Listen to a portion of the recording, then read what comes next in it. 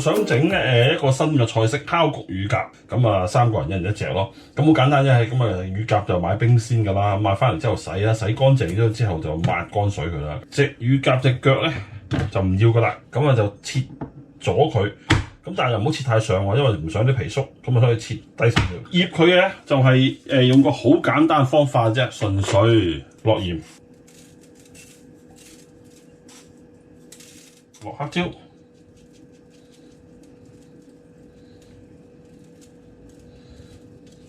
咁就得㗎啦，咁啊裏裏外外捽勻佢全隻，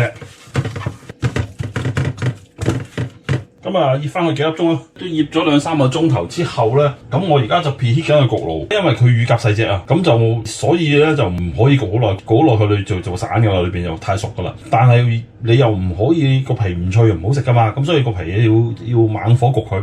咁所以咧，如果譬如焗鴨焗雞咧，我係大概220度攝氏就焗個零鐘頭嘅，起碼都要。但係乳鴿我估計半個鐘就焗完㗎啦。咁所以我就要相對較焗爐較熱啲啦。咁我會較到260度攝氏。咁焗之前咧，我落少少橄欖油喺個面度，咁啊捽一捽佢面佢。首先個背脊向上先焗個背脊先，因為咧個胸比較厚肉。咁如果焗個頂嘅時候焗個胸咧，就驚佢好快呢度就會焗到佢咧，即係乾晒水嘅。咁所以就個胸下向下，稍後先焗個胸。用過呢啲咁樣嘅盤啦，因為有最緊要係有個網喺度咯。個網嘅好處就係，因為嗰陣焗嘅時候咧，啲乳鴿都會出油㗎啦。咁我唔想啲油咧煮住隻乳鴿啊。咁如果反而有個呢啲嗰個網咧，咁啲油就流咗落下邊啦，同埋啲熱力亦都喺下邊可以滲到咯。咁基本上就咁樣就已經好簡單就可以 preheat 緊個焗爐。我起碼 preheat 半個鐘咯，半個鐘到之後先入焗爐。咁個焗爐260度 preheat 咗半個鐘啦，咁而家就入焗爐。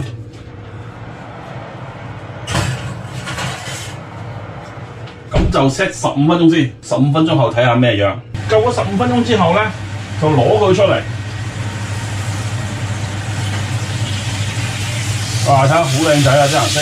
咁跟住要做咧，就反一反佢，因為要焗另外一邊啦。咁啊入翻焗爐，繼續焗多佢，我估都係15分鐘到啦。再焗多15分鐘啦，咁啊望到個面咧就已經好靚仔啦，咁啊攞出嚟啦可以。